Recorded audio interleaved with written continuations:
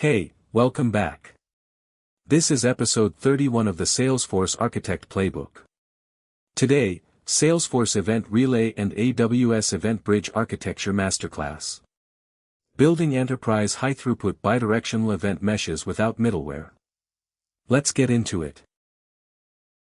Here's what we're covering today. Enterprise integration bottlenecks and EDA mechanics, then, Event Relay deep dive and AWS EventBridge architecture, then, step-by-step outbound event streaming blueprint, then, replay IDs, ordering, and idempotency at scale, then, bidirectional integration and infinite loop mitigation, then, security architecture, IAM, PrivateLink and encryption, then, resilience framework, poison pills, DLQs and circuit breakers, then, CTA decision matrix, Event Relay versus MuleSoft versus pub/sub API. Stay for the last one, it's the piece most tutorials miss. Let me explain this simply. Architects, when connecting Salesforce to AWS, stop building heavy custom middleware or hammering REST APIs for every record update.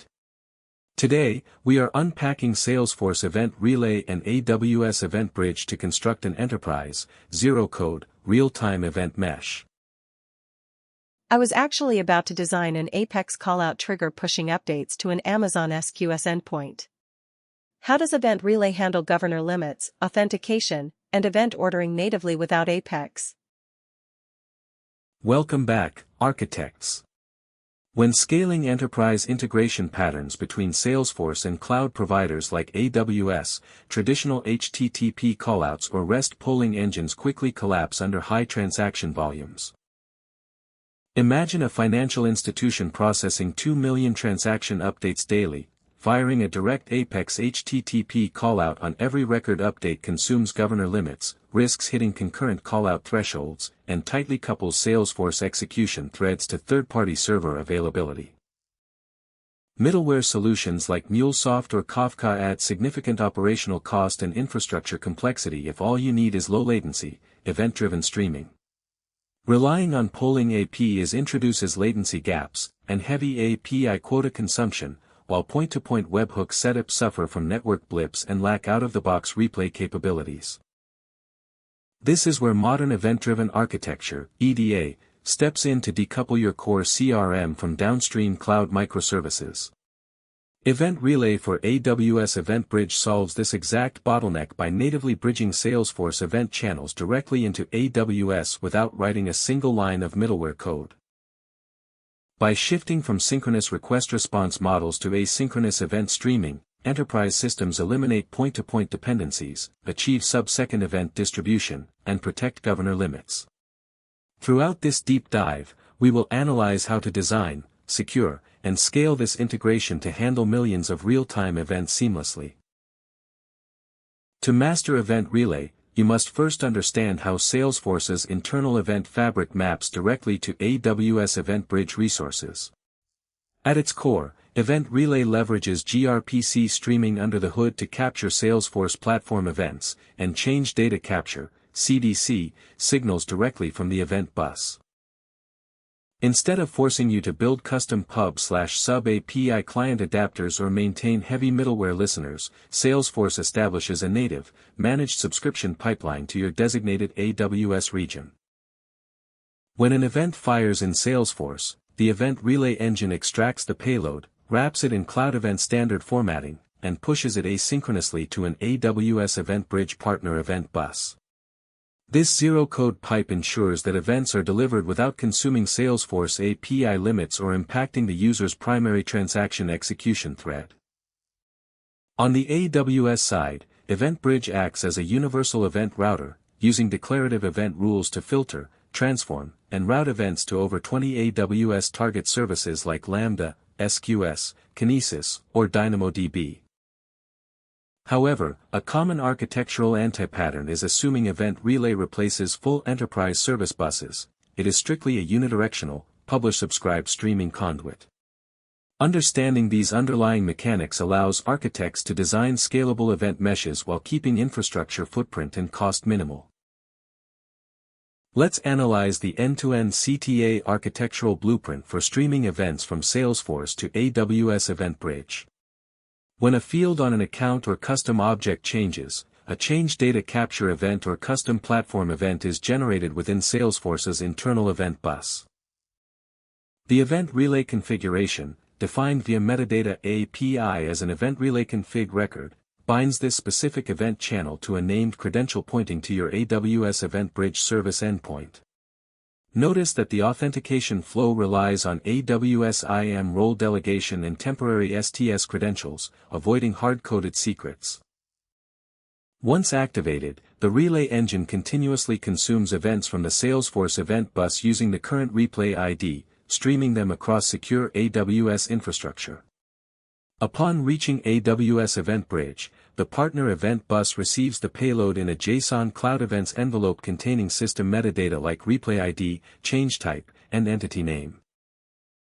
From there, fine-grained EventBridge rules inspect the JSON structure to determine target routing, for instance, routing high-priority fraud alert events to an AWS Lambda function, while archiving standard updates directly into S3 via Kinesis Data Firehose. This pattern completely decouples Salesforce from downstream processing, allowing multiple AWS services to consume CRM events simultaneously without adding load to Salesforce. Designing for high-throughput event streaming requires a deep understanding of event ordering, message delivery guarantees, and replay capabilities. Salesforce Event Relay operates on an at-least-once delivery model, meaning downstream AWS consumers must be explicitly designed to handle duplicate payloads idempotently. Events in Salesforce are strictly ordered within a specific event topic stream using monotonic replay IDs, which Event Relay tracks continuously in state management memory. If network disruptions occur between Salesforce and AWS, Event Relay automatically resumes publishing from the last successfully acknowledged replay ID, utilizing Salesforce's 72-hour event retention window. However, architects must beware of ordering challenges when routing events through AWS EventBridge to parallel target consumers like AWS Lambda. Because EventBridge distributes events across distributed AWS compute nodes, absolute strict order across different record IDs is not guaranteed downstream unless events are explicitly partitioned into an AWS SQS FIFO queue or Kinesis data stream. A critical anti-pattern is relying on real-time event ordering for state updates without including a payload timestamp or sequence number in the event schema. By enforcing business key idempotency and sequence verification in downstream microservices, you protect your cloud ecosystem from race conditions and duplicate data processing. While Event Relay natively pushes events from Salesforce to AWS, enterprise architectures frequently require bidirectional data flows where AWS microservices send state updates back into Salesforce. A frequent architectural blunder is attempting to use Event Relay in reverse, which is impossible because Event Relay is exclusively an outbound streaming pipeline. To ingest events back into Salesforce from AWS, you must architect an inbound ingestion path using the Salesforce pub/sub API, REST API, or platform event ingestion endpoint from AWS Lambda or ECS. When AWS microservices complete background processing, such as running a complex credit scoring algorithm, they construct a custom platform event payload, and publish it back into Salesforce via an authenticated pub/sub API gRPC stream or REST callout. Within Salesforce, an automated platform event trigger or flow listens to this event to update the relevant CRM records asynchronously. The primary anti-pattern to avoid here is creating infinite event loops. If an inbound platform event update modifies a record, and CDC is enabled on that record, Salesforce will immediately broadcast a new CDC event back to AWS via Event Relay. To prevent recursive looping, architects must implement filter conditions in EventBridge rules or include event source attributes like origin_system__c to suppress secondary loops. Enterprise security is non-negotiable when connecting core CRM data to public cloud infrastructure. The Event Relay architecture implements a zero-trust security posture by leveraging AWS Identity and Access Management (IAM), cross-account roles and named credentials. Rather than storing static AWS access keys inside Salesforce, architects configure an AWS IAM role with a trust policy that permits Salesforce's specific organization ID to assume the role via STS. For organizations with stringent data sovereignty and network security compliance requirements, transmitting event traffic over the public internet, even over TLS, is a compliance violation. To resolve this, Salesforce Hyperforce allows the pairing of Event Relay with Salesforce Private Connect, establishing an AWS PrivateLink endpoint that routes event traffic strictly through the private AWS backbone without traversing public networks. Furthermore, data at rest within Salesforce event logs, and AWS EventBridge partner buses should be encrypted using AWS KMS Customer Managed Keys, CMK, and Salesforce Shield Platform Encryption. By enforcing granular IAM policies that grant least privileged access to the partner event bus, and enforcing PrivateLink network isolation, you achieve a CTA-grade security framework that satisfies SOC 2, HIPAA, and PCI DSS requirements. Even the most robust event-driven architecture will encounter network partitions, target service outages, and invalid schema payloads, known as poison pill events. When an AWS downstream consumer fails to process an event, for instance, due to a database lock or validation error, the failure must be isolated without halting the entire event stream. Event Relay automatically handles transient network transport errors between Salesforce and AWS by retrying event transmission with exponential backoff. However, once events reach AWS EventBridge, failure handling shifts to cloud configuration.